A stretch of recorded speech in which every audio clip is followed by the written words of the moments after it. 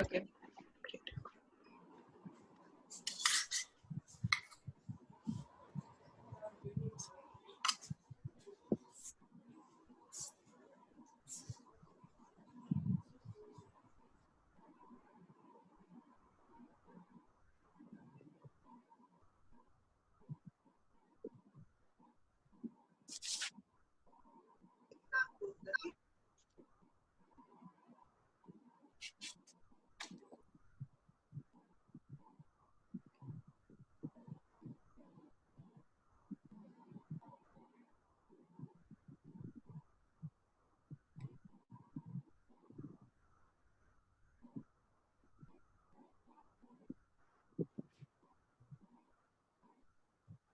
Welcome everybody. I'd request you all to kindly mute your microphones as well as switch off your video. We'll start in a bit.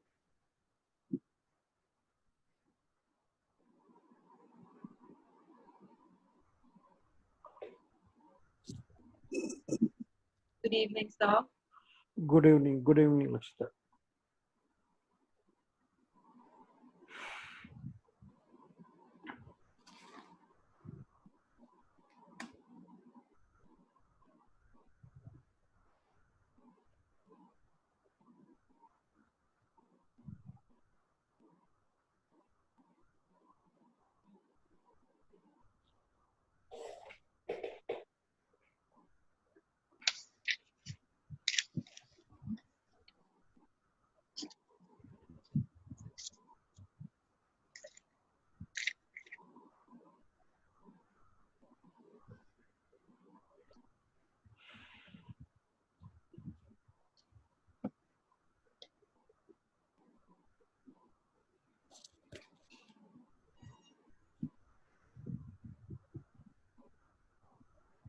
Thank you all for joining in. Please give us a few minutes before we start. We're still waiting for everybody to come in. We'll start in another 5 minutes. I'd request you all to again please mute yourselves as well as switch off your videos so that we can go through this session.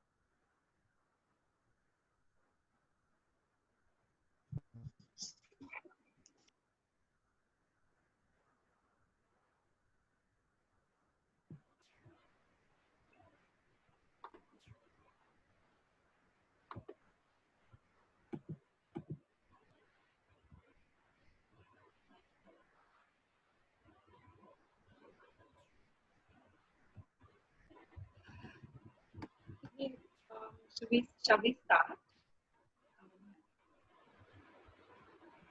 Dr. Jadeja, Dr. Tarannum, Dr. Vijaya Lakshmi, please tell me if you're ready to start.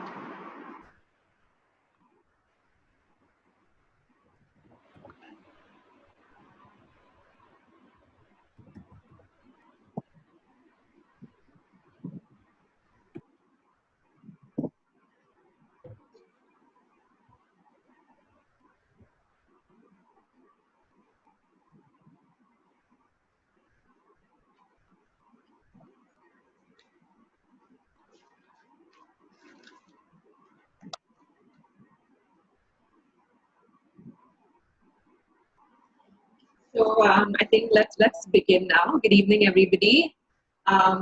Before we begin, I'd like to remind you to please keep yourself muted as well as your videos shut, so that we can have we can go ahead with the session without any interruption. Um, First of all, let me introduce myself. My name is Lakshita Iyer. I'm a team member of the Gender, Water, Climate Change Department of Center for Social Research. The Center for Social Research believes that more than 70% of changes in climate change occur through changes in water patterns. And since the onus of uh, taking care of the family's water needs is on on the woman of the household, it is important to look into this idea of water conservation through the vantage point of gender. Keeping this in mind, I'd like to introduce you to our panelists for this evening. First of all, we have Dr. Fawzia Tarannum, who's an assistant professor in the Department of Regional Water Studies at TERI School of Advanced Studies. She's an awardee of the University of Nairobi IDRC doctoral research grant for her PhD study, as well as a Fulbright Hubert H. Humphrey Fellowship by the State Department of US. Her research interests are gender, equity, and water resource management, integrated water resource planning and management, water governance, and food water energy nexus. Next, we have Dr. K. Vijaya Lakshmi, who is the Vice President of the Development Alternatives Group and is responsible for technology, innovation, and research at the group. A chemist by training, Dr. Vijaya Lakshmi's main focus and achievements are in the area of water quality management, associated with development and application of innovative technologies that address the problems of women. She has been the recipient of the National Award for Women's Development through Application of Science and Technology for the year 2007, granted by the President of India. Last but not the least, Dr. Yogesh Jadeja, who is the founder of ACT, that is Arid Communities and Technologies, a dedicated organization for participatory groundwater management. He is the member of the International Association of Hydrologists and has also given his services as a working group member of Groundwater in the Planning Commission of Government of India. He has guided in the establishment of several grassroots service organizations such as Geosciences, Parab, and Jal Saathi. His vision is to make groundwater secure and sustainable through participatory approach and to create a model which can be emulated. On behalf of the Center for Social Research, I'd like to welcome you all, and we look forward to the discussion that we're going to be having today. So, since this discussion is based on the intersection of gender and water, Dr. Fawzia, if you could explain to our audience what intersectionality is. Yeah, thank you very much. I think good evening to everyone. Probably in these current, I would say, COVID times, intersectionality is more than visible everywhere. We see such a differential impact of this pandemic on different sections of the society, be it on the basis of caste, class, gender, religion, ethnicity. It's available it can be seen very, very vividly. Now, in fact, when I look at it from the point of water, you know, traditionally water has been looked at from a civil engineering lens. So we generally think water is masculine and it's all to do with technology. And for decades, you know, that has been a myopic approach has been there. But let us understand that water is a pretty complex, you know, to deal with. It has a social dimension, it has an economic dimension, a legal dimension, a governance dimension. As you rightly said, the burden of carrying water on women, very seldom people are able to connect with the gender dimension of water. Or the caste class, for instance, you know, who is getting access to water and who is not getting access to water. And again, gender is not about, again, women. It's about, I would say, all gender types, including the third gender type. And I would like to extend that definition to social inclusion. So I would definitely like to bring in the caste class into the narrative as well. Economic dimension in terms of water tariff or water pricing, because we need to look at water as a human right, but also as an economic good. And then we have the legal and the governance dimension. So intersectionality is about different axes of social power, be it gender, caste, class, ethnicity, and how these interact with each other. So how they operate and how they interact with each other. So that's in brief, the meaning of intersectionality. Thank you for that, ma'am. Here I'd like to mention that if anybody has any questions throughout the webinar, please drop them at our chat in our chat box, and we'll be addressing those questions towards the last 15 minutes of this session. Dr. Vijaya Lakshmi, we all know that in this country we're all in the middle of middle of a water crisis, so much so that a lot of our states are moving towards a state of water crisis. Could you elucidate upon this, please?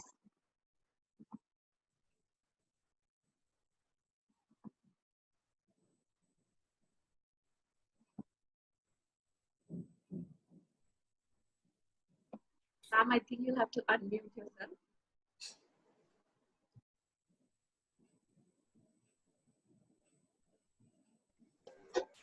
Yeah. Sorry, I forgot to unmute.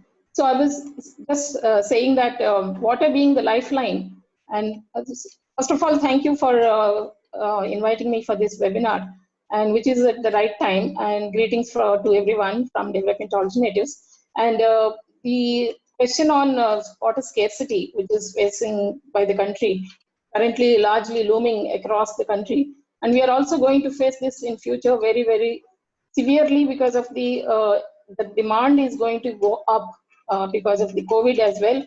The first thing, while the COVID the crisis is going on, second, to the same tune is going to be, where is the water going to be available for, even for the existing water sanitation needs.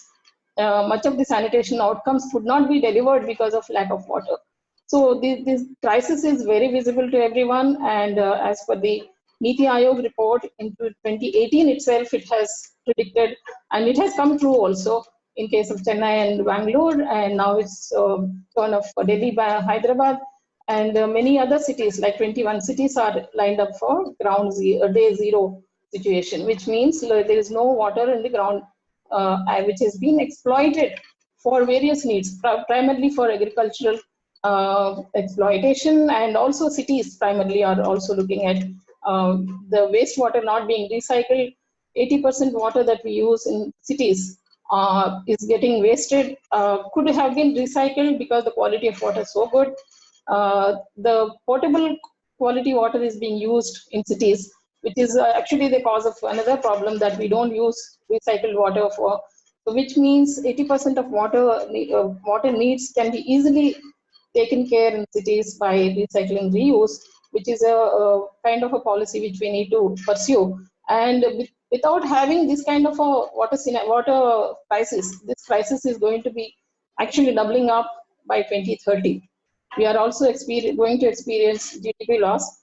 At that time, prediction was 6% loss to the GDP, but I think now the GDP has already gone down with the crisis of COVID, and we can't assume how much is going to be the GDP loss, which means the health systems, the water quality systems, everything is going to be in a deep crisis.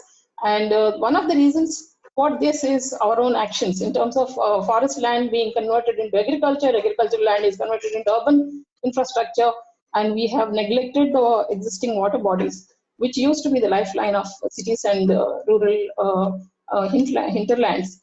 And which means, which we are not, another reason thing is we are not allowing the water to percolate to the ground.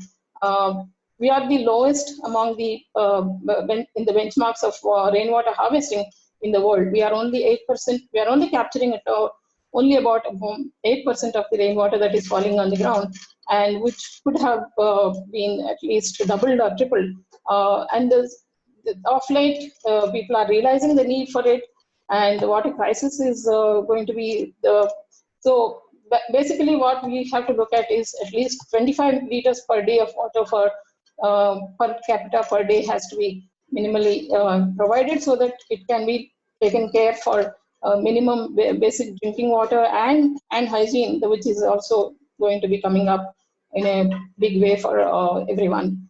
So the other thing that we need to see is we have done studies in 4 cities, Dehradun, Ujjain, Udaipur, and Bhubaneswar. All 4 cities recently only studied have shown the leakage of water. There is a huge amount of 40% of water resource that comes into the city gets wasted through lack of good infrastructure leakages. This can be also arrested. So you can see the potential for this is a the whole crisis is not because of there is no water, but lack of management, lack of good management practices, mismanagement of the resource, and lack of understanding for the preciousness of the water that we have.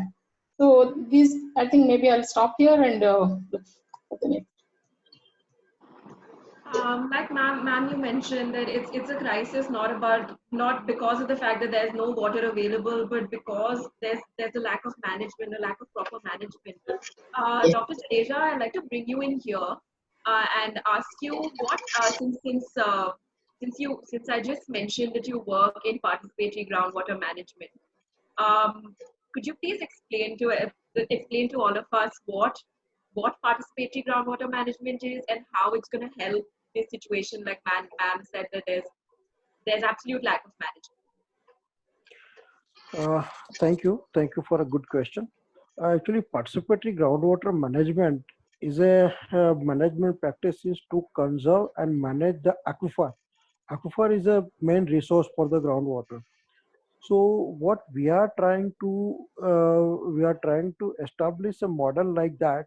In that we are managing the supply, but supply based on what? Supply based on the demand. So in participatory groundwater management, we have to talk about both the ends, like supply end as well as the demand end. And when we talk about the demand end, where that requires lots of capacity building and lots of sensitivity toward the utilization of groundwater like resources. So in that we are trying to work with the community very closely and building their capacities to understand their resources first. They collect the close grid data, collect data, and then develop such tools so that they can utilize their own groundwater with wise decisions making. So in that part, we are dealing some decision making with the village institution and some decision making with the at the user end, and developing a simplified localized tools so that each and every person of the community can understand their water and how to utilize their water. So besides these two things like demand side management, supply side management, and institution building at user end is again a big role in the participatory groundwater management. So we are dealing with 3 aspects in the participatory groundwater, and again to evolve a resource management mechanism by considering the local characteristic, especially in the geohydrology subject is concerned. There's a really interesting anecdote that in the chat box that I just came across. Mr. Radha Madhav Mehta has spoken about how establishing RO water plants in various villages increase the attendance of girl children in schools. Dr. Fawzia, how is it that women and girls are disproportionately affected when it comes to something like water scarcity or lack of water management? Yeah, I think, in fact, we just spoke about water not being available and because it is being mismanaged. But recently, I'll just start from the Jal Jeevan mission, which talks about giving, water to almost about, I think, 14 crores households, rural households, and something about 55 liters we are saying that per capita we would be providing. So at this point in time, when we are looking at, it's only about 18% of our rural households have water on their premises. And women, of course, bear the burden of collecting water. And the statistics say that 8 out of 10 households where the water is being fetched from outside the premise, it's women who are fetching these water. And at the same time, the statistics from India say that it's almost about 150 million work days per year that is lost because of women engaged in water collection, which they could have otherwise used for some economic activity. So, and then often the child also accompanies mother in fetching water, so that impacts her education as well. Now, coming to the urban setup, if you would have noticed, most of us live in urban areas. I am from Delhi, and I often see during summer months, especially outside a public stand post, probably there is a long queue, and when you interact with them, you realize that that queue has started, from 3 a.m. in the morning, because the water on the public stand post would come for an hour, and obviously the person, it's like a first come first served.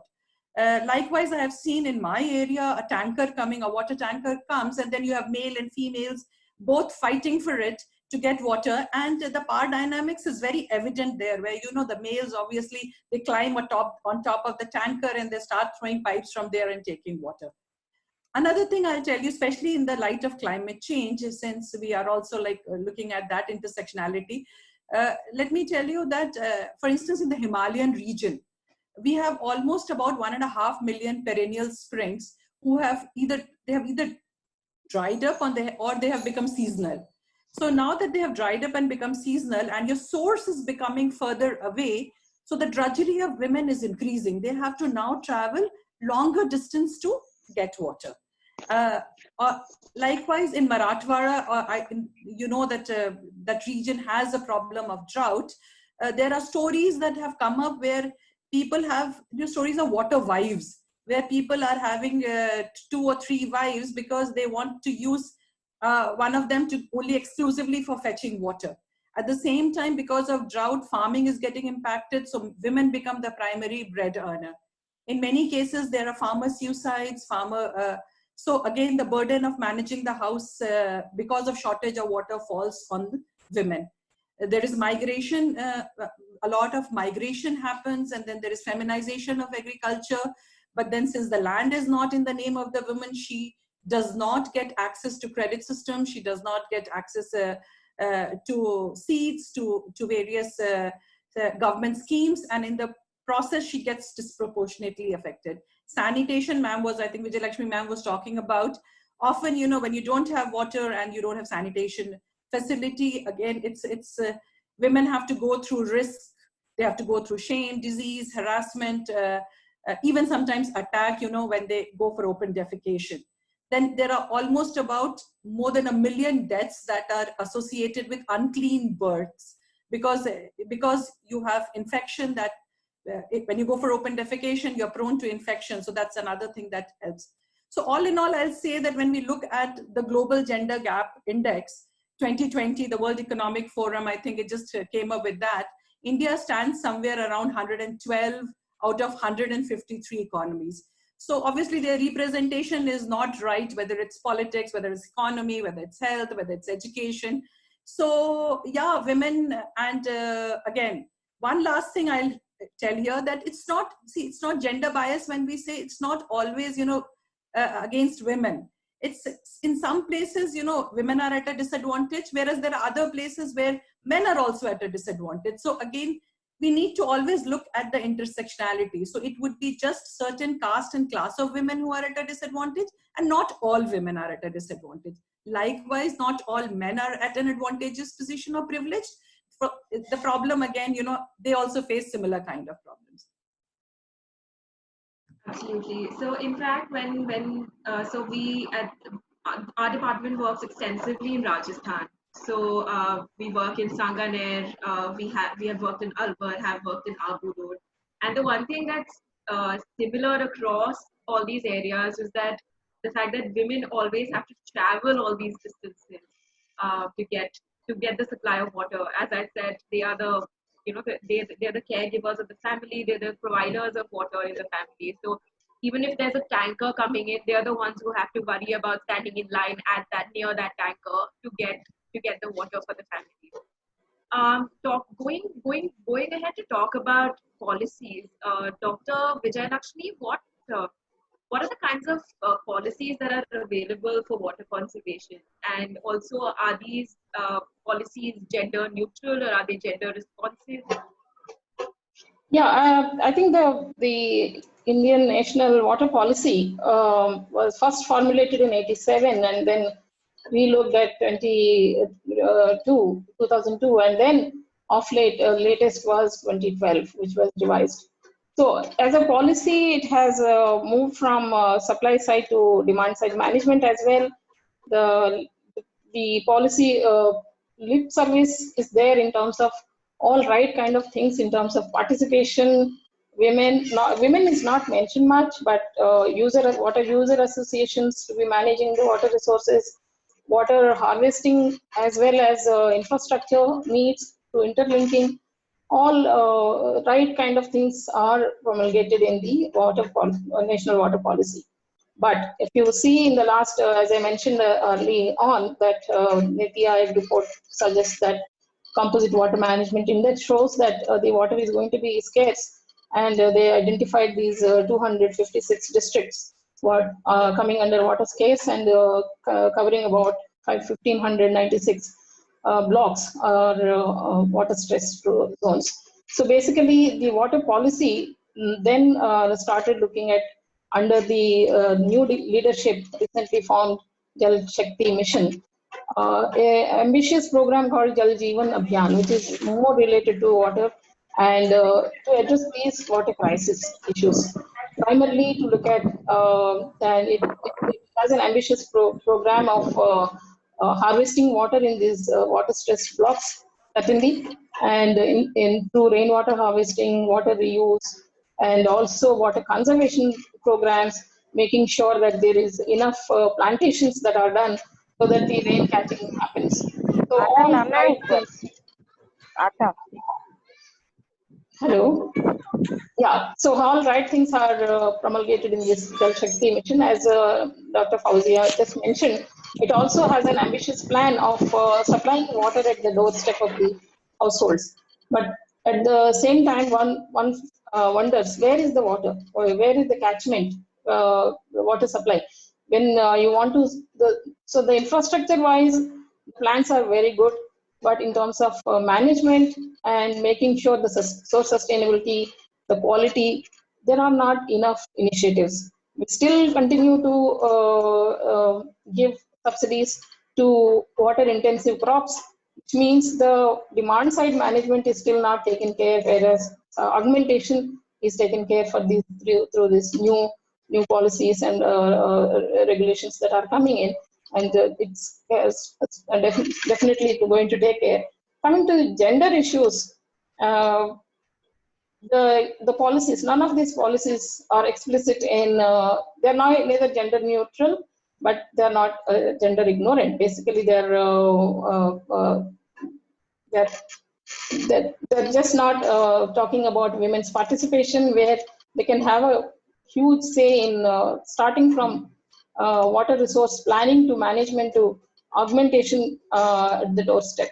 So wherever we have seen, as an NGO, we work on the ground, and where we have given the power of women collectives to come together and plan for their village, they ensured source sustainability to managing the water collectively, deciding on the ensuring that the water is always available to them, and water budgeting. So very wisely, just we handholded and facilitated, and those programs where women are involved are still continuing to have good effect even in these crisis situations. Migration has stopped, and they harvest the water, they distribute the water, and water is made available collectively, and they're also paying for it. They put meters. So it's a kind of inspiring stories, not only from development alternatives. There is a few other organizations working in Bundelkhand area, Parmar. Recently, they started a program called Jan Sahelis. And the women at the center, they are able to manage the water resources, and we see the stark difference. So when we are investing crores of rupees, women at the center is the key part. It is being demonstrated over and over again that if you have them, the crores of rupees of investment will be a meaningful, will give a very meaningful results at the end of. So infrastructure creation is not alone, is not enough.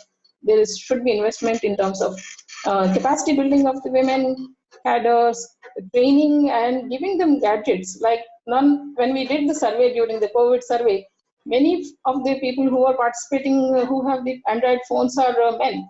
The women participation in online survey is only 12%, which is ridiculous out of 600, more than 1,000 people that we surveyed. So I think this thing has to change over the. So this COVID also is teaching us how to. Otherwise, they will get to know how to protect themselves during the COVID. Not just the men. I think women at the center, because they are the custodians of health of the whole family, the whole. If they take care of situation, the country can become healthy, as well as at a low cost. I think the women bring a lot of knowledge which they acquired over the years because of closeness to the nature, because closeness to the resources they operate, and for them it is a lifeline without the women at the center. So the policies need to be relooked at, though the right kind of policies are there, recycling, reuse, but I think we need to have a gender lens and gender prominence, and at least 50% of the women representation should be there in the institutional water user associations. Give them a responsibility to manage on their own. I think the policies need to change in that direction. And we can also look at the new self-reliant India can only possible with these kind of policy changes that we bring in. Absolutely, ma'am. Like you said, like you rightly mentioned, that it's so important to keep women at the center of policy development. Dr. Jadeja, as someone who's closely worked with the government of India in terms of being a working member of the Planning Commission, what has been your experiences in gauging the state's receptiveness in integrating women into development, especially in water, like in water conservation policy level development? Uh, Honestly speaking, when we are working as a working group member in the government in the planning commission, and we are talking about the groundwater management, so participation word was highly ignored by this our team members, and our team, or most of our team members, was well dominant and belongs to the central groundwater board's different areas. So only 2-3 NGO people were supporting that. That should be some participation, and in participation, the stakeholders should come as a major actor. But in spite of that, we were able to convince them to build the only stakeholders' capacity to collect the data only and go for the aquifer mapping. But aquifer mapping also not the micro scale and the regional scale. So that as a result of the entire effort, at least the people started to understand what is aquifer, and aquifer mapping is important for managing the resources. And some sort of grassroots level capacity building is required. But in grassroots level capacity building, women and gender and all these words were not in the place. So this was real tragedy. This was real tragedy because, and let me tell you, only one lady was there, but that again, she was not officially appointed in this group. She was a female hydrogeologist, and she was coordinating with all of us. So you can understand how the going in the policies, etc. So uh, I cannot say more about this, but definitely the grassroots level capacity introduction of the grassroots level capacity building, me along with 2-3 or NGO members, it was a big fight against this bureaucratic structure. So and of course, in some management part like participatory irrigation management, drinking water management, there women's role are still seeing as an important role. But in aquifer mapping, in like science and technology, till we are much behind to involve a grassroots level as a women. That was my feeling and experience also. So I felt bad also, but was I was handicapped. Unfortunately, that's the reality of how the policies are That's the in India, reality. Yeah, right? yeah, yeah. So Yes, yes. about, yeah, I mean, not just about water conservation. Also, various other development related policies are also very gender neutral. Don't have any gender aspect. In fact, as I mentioned, we work extensively in Rajasthan, and our main aim as an institution is to have capacity building trainings for women. So in these capacity building trainings, we do have courses on geohydrology, we have workshops, and it's so important. And we also have extensive IEC material that we talk to our women participants about. So it's, I mean, I completely understand what you're saying. It's so important to integrate all these things into our capacity building, especially into our policy level, ideas. Keeping that in mind, Dr. Tarannum, I'd like to ask you, how can we make these policies, as mentioned by Dr. Jadeja, how can we make them more gender responsive? Yeah, I think very great insights, Dr. Jadeja. I can't agree more with you. There are terms, these terms like participation, community involvement, development for all. It's these are rhetoric. Huh? There's a huge gap between the rhetoric and the reality. And it just doesn't happen on the field. So I think probably the first thing, Lakshita, that what we should do is we should try to understand how gender is treated in water policy. Huh? So as Dr. Vijaya Lakshmi mentioned, I'll just read, I'll just tell you a small line from the water policy, the National Water Policy 2012, that's 9.6 for the benefit of the participants. The gender word is not mentioned at all. Women is mentioned just once. And it is just mentioned that when you are planning projects, the unique needs and aspirations of scheduled caste and scheduled tribes, women and other weaker sections of the society should be given due consideration. And that is it. So that itself, I think, explains very clearly as to whether our policies are gender neutral or whether they are gender blind. Or whether they are socially inclusive or not.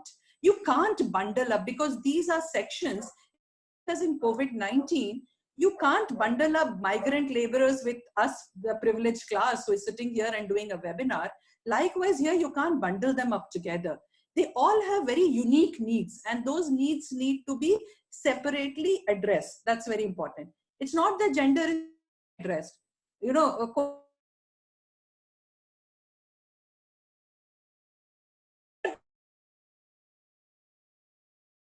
And gender is there in women and childcare. However, it should become integral to each of these policies. That's very important.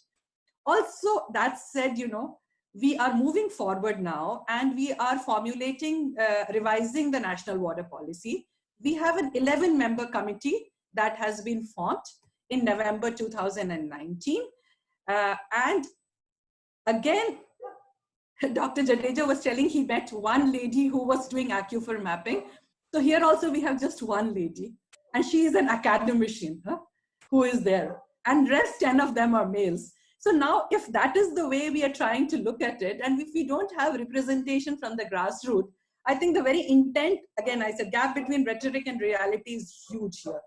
That's again, but I think it's important that we should go for gender disaggregated data. We should find out when the water is being when a budget is being made, so we call it gender budgeting, that trying to analyze it from a gendered lens, see who is getting impacted, who is getting access to water, how is water getting allocated, who is playing the role of collecting water, also the impact. And in fact, I would also like to mention a very important tool. It's called the Vijaya tool, which was designed by USAID, IFPRI, and a lot of other people. It's Women Empowerment in Agriculture Index.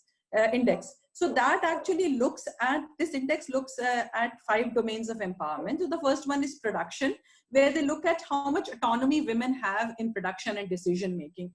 The second one is on the resources side. So how much access do women have to credits and inputs? And the third one is leadership.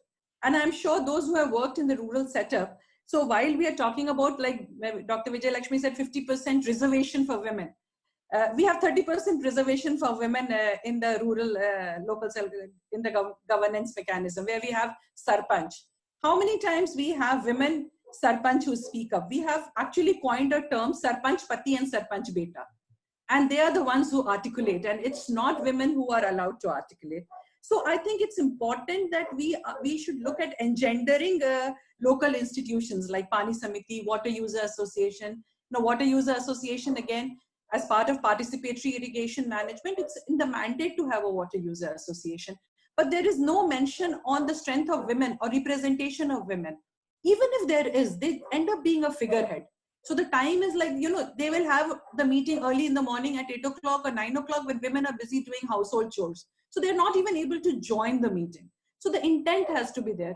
And even hiring policy. So a lot of women do civil engineering, but they somehow have apprehension in taking up these jobs. So they end up being with research institutions or with think tanks or more, I would say, with policy advocacy. And they don't come here because they don't find, somehow they're still not able to get that confidence that this whole atmosphere is safe for women. So probably we need to look at that. HR policy, women have to play, we can't deny that. They have reproductive role, that they have to take care of children. So we need to ensure that these places have creche facility to look after children, adequate leave, maternity leave is given to women. When women go on leave, I think it's important that people are hired on ad hoc basis so that men are not disproportionately burdened during that time. So I think at different levels, we want to really make our policy inclusive. We need to really build that intent also, that what are the different actions that we need to take at different levels so that we make our policy gender responsive. Absolutely. I think when it comes to, even while talking about capacity building in terms of leadership is also of absolute importance. When we worked on a project with elected women representatives in Rajasthan, and our organization saw the change over a period of 5 years that these elected women representatives had. Early women who were once very reserved started coming out, started understanding the importance of being part of these village level discussions as elected women representatives, as sarpanches, as ward punches. Keeping that in mind, Dr. Vijaya Lakshmi, I'd like to ask you, looking at the current times, how should civil society organizations build project plans and ideas that they include gender, water, as well as hygiene issues, because they're super important in these times. So, what kind of project plans and ideas should civil society organizations engage in these times? Okay, I think just before I answer that question, civil society organizations have a huge role to play. And before I answer how they can actually participate, the role of there is a huge amount of investment going on in aquifer mapping at technical level.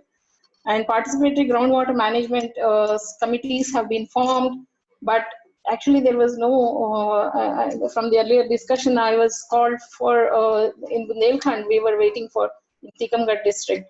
A lot of aquifer mapping has happened, wanted to make sure that the participatory groundwater management happens. But then it all got wasted. I don't know, I haven't seen participatory groundwater management initiatives after investing so much money with a good intention. So the governments have changed, and then we lost the battle. And the committees, as Dr. Jadeja mentions, Namke Vaste representation. I think we need to be serious about what we are planning to do. And this is where I think civil society can play a huge role in terms of making sure that the women participation is women-led, or keep your eyes and ears to the ground, understand the needs, put those needs into the DPRs including the current situation of COVID requirements, and both for water, sanitation, their other needs. In fact, they are the fetchers of food, fodder, and fuel for the family. So they have a huge amount of demand for ensuring the security of the various needs of the family, and ensuring the women-centric planning processes, and also addressing some kind of replicable models. The funders may be able to give us replicable and sustainable models where women participation happens in a multi-stakeholder platforms, influencing the local micro-planning processes. So, which means we need to ensure women's participation in the local in many cases, I have seen the local village institutions processes have gone defunct. The district level plans gets topoed onto the into the village planning processes without being consultations. So we have to, the local NGO partners have to ensure that there is a good understanding of the ground reality, women's needs are understood, the plans are made accordingly and negotiated through micro planning processes. And we have shown that in Rajasthan through a UNICEF program where we addressed the knowledge, attitudes, and practices of the communities, understood the current Swavalamban Jal Swavalamban Abhiyan program, which was only looking at creating infrastructure, but there was no community participation. There we overlaid our project and said, these are the needs. First of all, we started looking at women, girls, and school-going children as well, to ensure that they get the water needs and sanitation needs addressed. Once we identified, then we looked at what are the available budgets. So once that homework was done, and we actually sat in the micro planning processes and make sure that the district commissioner has endorsed the budgets, and this can be done by. There is a huge role that these kind of models can be emulated by the civil society, and there is no dearth of money also. It's basically we have to make sure that these processes become more replicable, more easily operationalized, and so that the investments can flow into these villages, and especially women needs, their cultural needs also need to be met, because women have a role to play in managing the forest, for the sustainable management of forests and trees and everything. They understand the ecosystem around them, and sustainably they can manage, and we need to facilitate that process of and there is no doubt, no question about it, that gender needs are understood. Women men participation has to be there, and in that process we need to bring in multi-stakeholder platforms where I have seen the even regional dialogues will help in some cases, where we can actually influence the catchment basin level catchment systems to mini watersheds, micro watersheds in the villages, by understanding the needs locally as well as influencing the policies across the basin level policies. So unless we understand the whole system, ecosystem totally, the local policies will sometimes be unsustainable, and making sure that equitable distribution of benefits will not happen. So there is a huge role to play for civil society organizations. And at the end, I would like to mention that when women are at the center of things, we have seen the three stark examples that I can quote is Dr. K.K. Shailaja from Kerala, who is the state health minister, and the second person is Mayor of San Francisco, London Reed, and the PM of New Zealand, Jacinda Ardern. All three have shown that they are the ones who managed to get very minimum impact of COVID in the areas they are ruling. So these are so I'm very proud that women, when they are given the power to manage things, they are the ones who actually show you the way how to do things. And these examples are very inspiring, and I can proudly say that women-centric planning processes have to be adopted even by the NGOs. And the second last thing that I want to say is women also, we have seen that they can ensure the water quality is managed. There are simple water testing kits which we have given to the women and the youth in the school children, girls. They can actually understand the water quality, decide which sources are better for them, and ensure and demand for cleaning up or manage on their own. So these possibilities do exist. absolutely inspiring to see women in these times of crisis stand up and do such great work. Um, Dr. Jadeja, I'd like to ask you here that everybody we all talk about is how it's important to have a bottoms-up approach to development methods. Even when we're talking on policy levels, we talk a lot about what a bottoms-up approach, a grassroots approach. Um, how how like through participatory groundwater management, how can women be involved in this bottoms up grassroots approach in development, in the process of development? Uh, uh, we have two experiences related this bottom up approach and involving women. One is in Madhya Pradesh, where we are working with the UNDP and demonstrating the climate change program, where the woman was sarpanch, and we strongly emphasize that in each and every process she has to be present. Number one, her husband was strategically we were keeping away from all meetings, etc.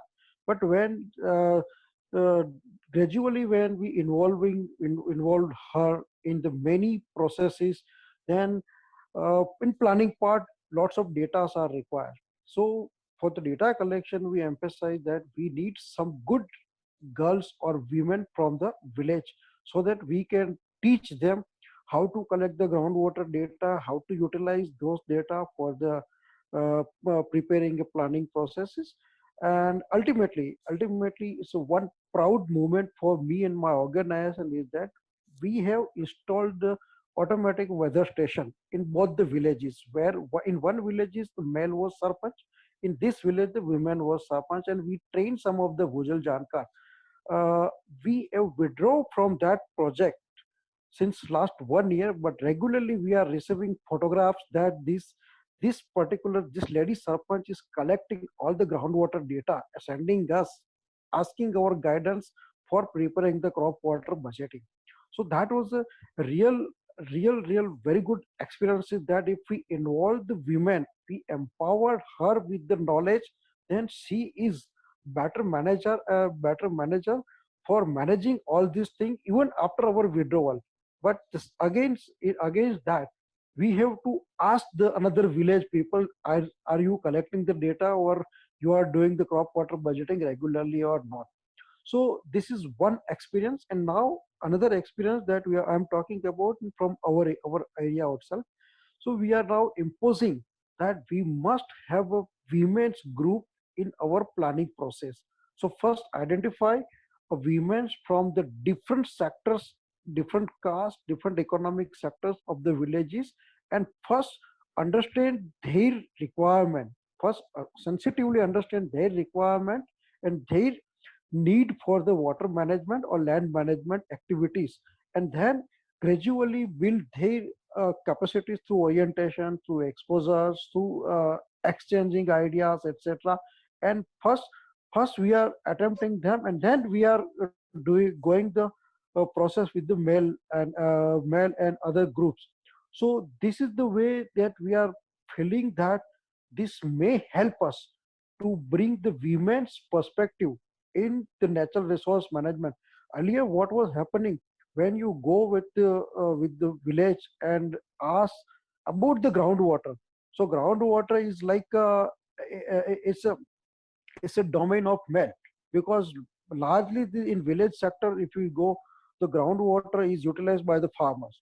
So farmers are feeling proud that they have the good knowledge about the groundwater, but their knowledge is limited up to depth of the borewell, and how to increase the depth. That is the only knowledge system exists in the village. But when we talk about the women, then women definitely talk about the use and demand side management, etc., etc. So now gradually we are starting thinking how to connect these women to utilize groundwater directly instead of indirect use through the agriculture. So we are now gradually we have formed the women's group, and with the help of this group, now we are planning how you are using the groundwater and how to utilize the groundwater, how to establish your stake over the groundwater. So this is important aspect that we have learned in last 2 3 years, that if we establish the rights of the resources on a particular stakeholder, so this is the way. See, of course we know there are very few women land holdings are there, but groundwater is none of किसी की जागीर नहीं है. So we are thinking to everyone should have equal right, okay? Because the groundwater is a common property resource, so we have to manage it as a commonly. So but this gender issue and sensitivity is lacking, even like it is lacking even the NGOs. So so now we are emphasizing. So for the data collection, we have now started searching the women bhujal janka. So if they start the data collection, they come out with the data analysis, they put some analysis in front of the community, in front of the group, in front of the user, then gradually they will got appreciation. So now we are imposing something. We know we are imposing, and sometimes we are refusing to go to the village. If you are not following this kind of the our, you are not satisfying our need, then we will refuse your village and we will go to the other village. So like ignorance of the male atmosphere, we have to increase this kind of the atmosphere, so that they come with some force or some sensitivity. They come out, okay, we agree with your terms and conditions. So this force is required to uh, impose in the village or in the community. Thank you so much for this. That's a really great insight.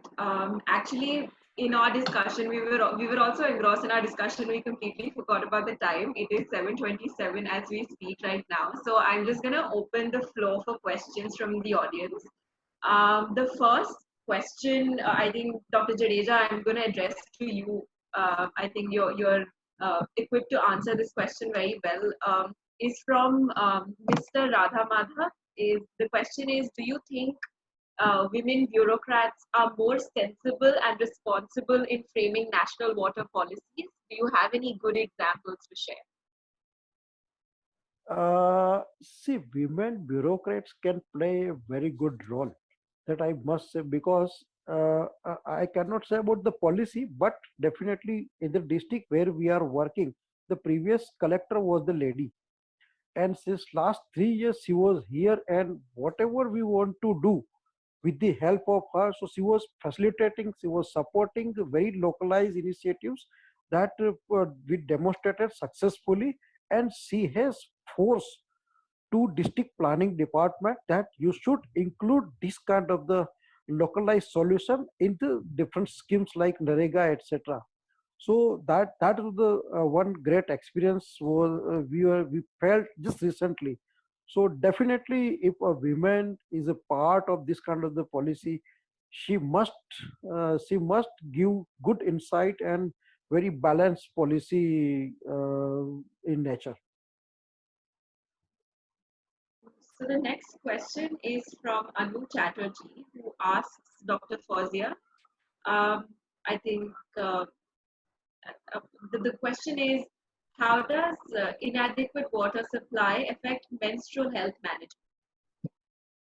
Yeah, I think very, very, very important question. Inadequate, let me start from the school education itself. Huh? So when you have inadequate, especially when you look at government schools, you know, when you have inadequate water supply in government schools, or you don't have sanitation facility in government schools, you will see large amount of girls dropping out after primary. Maybe 4th and 5th grade, you will see a large amount of girls who drop out from school. So I think it's very, very important that that's the first stage in which it is there. Now, as I think I had initially spoken about it also, that there are a lot of health issues, or there are a lot of issues related to water and women health. So, and water and child mortality, for instance. So if women are not able to get adequate water, and if they are not able to maintain menstrual hygiene, that probably has a cascading effect on the health of the child who is born. It also sometimes results in a lot of death at birth as well. So I think it's very, very important, I would say, that the correlation between menstrual hygiene and water probably is very, very strong. Thank you. So we have another question from Mr. Praveen from Bhan Foundation. He says, I have a question, like the technological solution like pipe water supply have reduced drudgery very much in many villages of Tamil Nadu. But these schemes have been centralized. One lead to degradation of local level small scale water bodies. How can we address this dynamic and bring the gender nexus in? Dr. Vijaya Lakshmi, if you'd like to come in on that.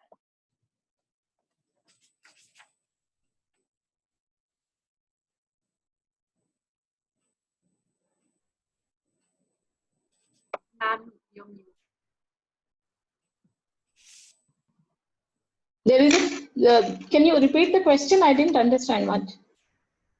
So basically, this question is meant to ask that various technological solutions also lead to degradation of small local level water bodies, small scale local level water bodies.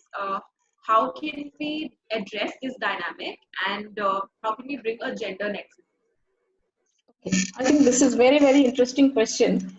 If we consider pipe network as a technology, safe technology, the source protection is very important. So anything can pass through when it is managed well. So the pipe network is a tool to transfer the water from a long distance to a local area, so that women are not traveling 2 miles, which is a good intent. But at the same time, one need to understand the pipe network is contaminating, is near to us, to a sanitation facility, which is contaminating. It will be it can become a real curse to the community around, that they are going to drink contaminated water. So I think that is where the entire gamut of all project cycle has to be understood by the community as well, to understand where is the water coming from and the water quality around it, and the technology curves can be managed very well if they know how they what they are drinking is safe water, and availability of water also has to be ensured. So the gender participation is important, because they are the ones who know what is the source and what they are drinking, and they can actually influence the local policies as well. So participation in the local committees is very much important so we have to have decentralized planning and making sure that the water becomes the common good, common wealth, rather than managed by the women on the ground, rather than being centrally uh, planned and also not being able to understand what's going to happen. And it happened in many parts of the country, where with enthusiasm that we supplied the water in pipelines, but the water was contaminated with arsenic and fluoride in Bihar and Rajasthan. So the contaminants have not been understood where the water sources are coming from. So that holistic approach is very important. And gender, the women can actually be understanding the whole process to influence, because they understand the needs of both the children, their own health, and they are the ones who will be the biggest sufferers.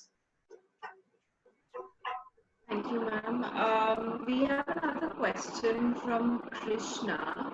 They ask whether we could share some examples from our grassroots experiences about how we can deal with the bias of basically gender bias when it comes to water conservation. I think I'd like to start by saying this is one thing that we have spoken about across our webinar.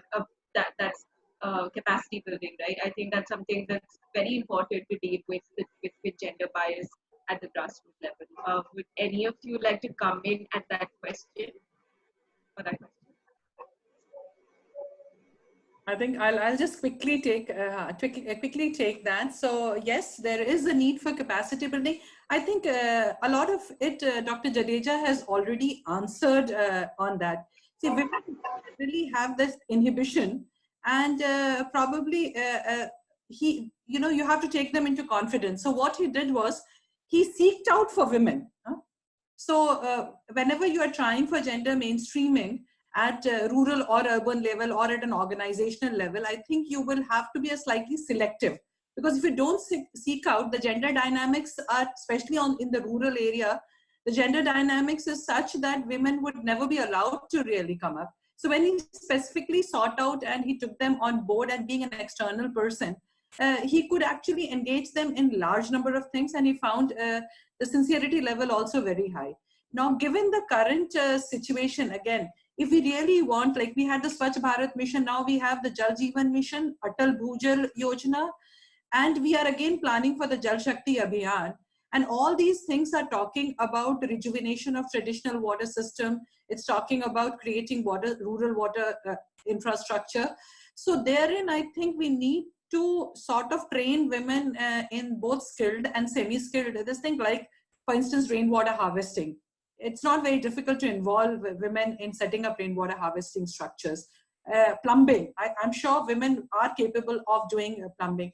Women have been custodians of traditional knowledge, and probably since they go to fetch water, collect water, they are the closest to the resource. So even like coming to even Praveen's question, which he said that piped water system and apathy towards the water body, I think we see it in the cities also, apathy towards water body when we have piped water system. So it's a disconnect with the natural resource. So if you really want to have a community living around the traditional water bodies and community living around traditional water structures, the caregiving role that women have, the nurturing role of women have, also comes into picture. So I think both for income generation, so I'm not saying always that women should only be in a role where there is no income generation and they are not regarded, their role is then generally disregarded. So I would rather say that they should take up roles where it also results in income generation, empowerment of women, and empowerment, and I would say even empowerment of the next generation. So that's very, very important.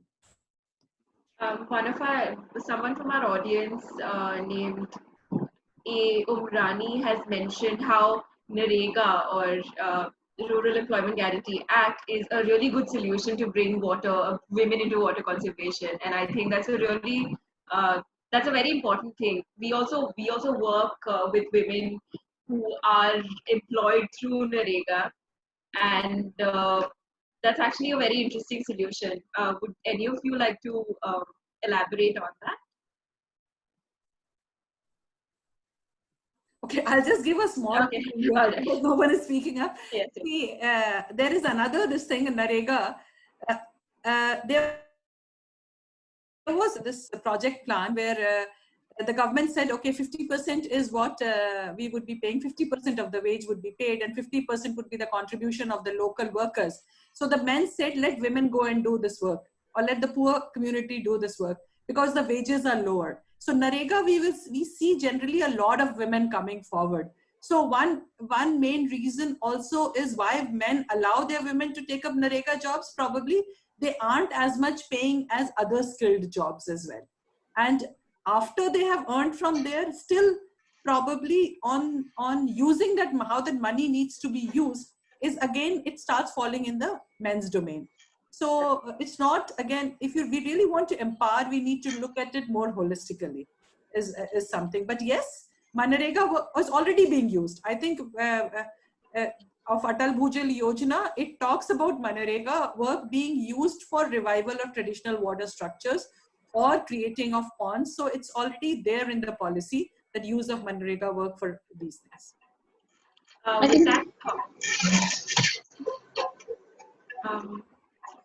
With that thought, I'd like to end today's session. Thank you so much, Dr. Tarannum, Dr. Vijaya Lakshmi, and Dr. Jadeja for joining us for this very, very effervescent discussion. And thank you everybody who participated as the audience. Please stay tuned to all our social media, because we have another webinar coming up soon. So we'd love for you to participate in that as well. So thank you so much. So, and I hope that you are all staying well and safe. Have a good evening. Thank you. Thank you so much. Thank you so much. Thank you.